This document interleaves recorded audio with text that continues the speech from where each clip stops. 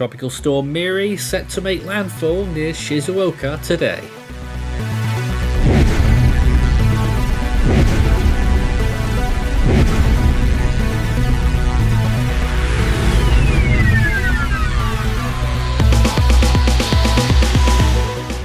So, a new tropical storm that formed a couple of days ago is now set to make landfall fairly soon in the course of the next 12 to 24 hours at most, with Miri just parked off the coast of Honshu, Japan, currently at 33.2 north, 137 degrees east.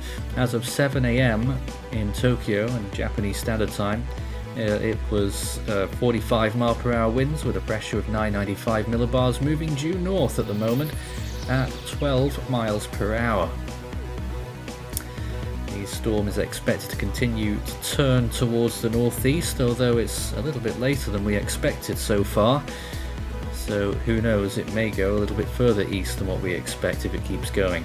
Here it is right now, with a wind field extending predominantly towards the southeast. There may be little bits in the northeastern quadrant, but it's mainly on that southeastern side. Gale Advisories in effect for many of the coastal provinces, extending from Wakayama as far north currently as Fukushima province. It is 122 kilometers from Shima, 177 from Hamamatsu, 231 from Shizuoka, 345 from Yokohama, and 372 from the capital Tokyo, which is also under a gale advisory. What's more important than that, though, is rainfall expectations. The JMA have issued actual warnings with regard to rainfall, particularly in Shizuoka province, and also warnings about landslides, which is what we're focusing on with the primary hazard today, as well as adjacent inland areas and in Kanagawa. Heavy rainfall can weaken land masses and trigger a slip, which can cause enormous land masses to slide and damage or bury buildings underneath. We've seen it so many times before. There's often not that much you can do to preempt one of those, but travel would probably increase the risk of being caught in one.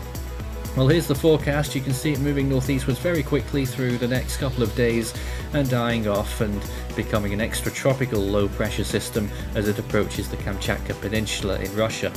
And that will be by the end of next week, but until then it will be skirting up the northeast.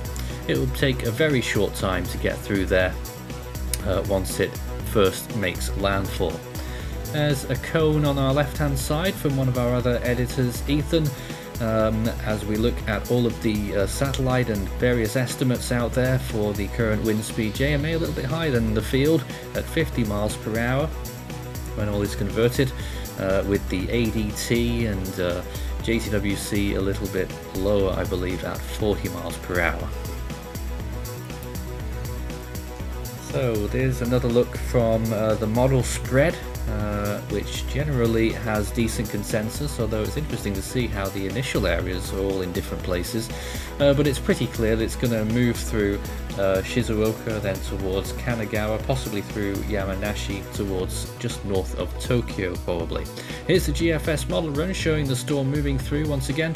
It could reach a second peak on the eastern side. It could even be stronger than the first peak, around 60 miles per hour perhaps, and then moving up through the Kamchatka Peninsula and dying off very quickly, as I already mentioned. Not much else that I can say about this particular model run, as we pretty much know what's going to happen.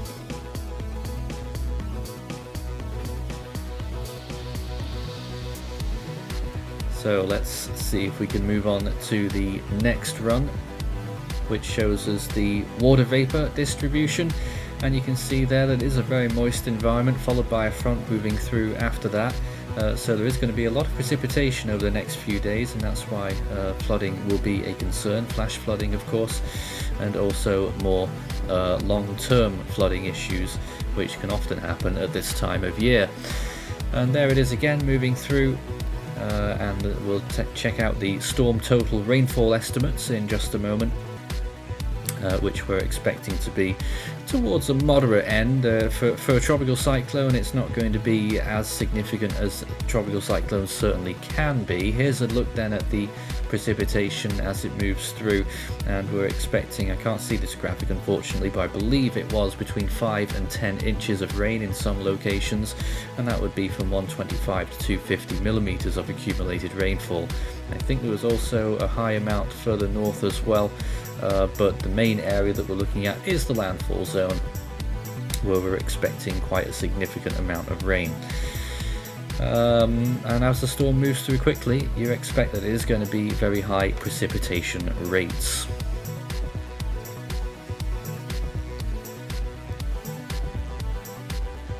And finally, the sea surface temperatures, which remain very warm along the southern coast of Japan. Very warm, around 29 degrees Celsius, maybe even still pushing 30 in one or two areas around the storm center right now. And even on the east coast of Japan, sea surface temperatures don't really drop off that much. They're still pushing 28 or 29 degrees Celsius in some areas, which the storm will take advantage of as it holds on a little bit longer when it re-emerges over water, probably tomorrow.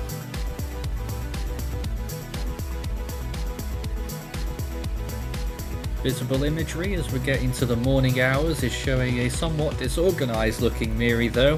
You can see this still big bursts of convection, mainly on the southeastern side, spreading round to the south as well. More bursts down there, quite far away from the center.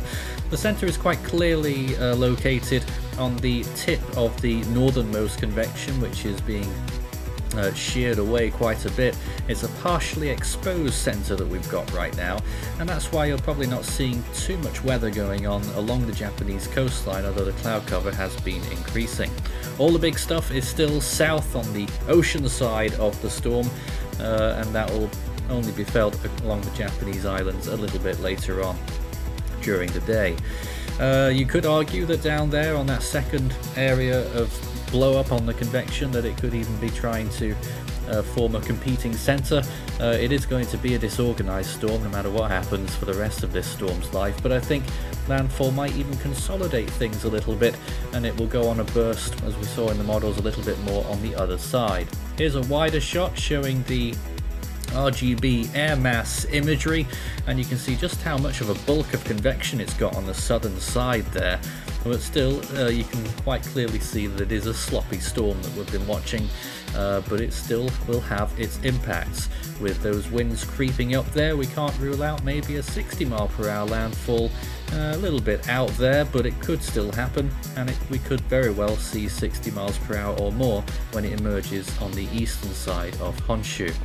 But for the time being, it's time to hunker down. We'll have a live stream coming up at 9 AM Japanese time for the latest information.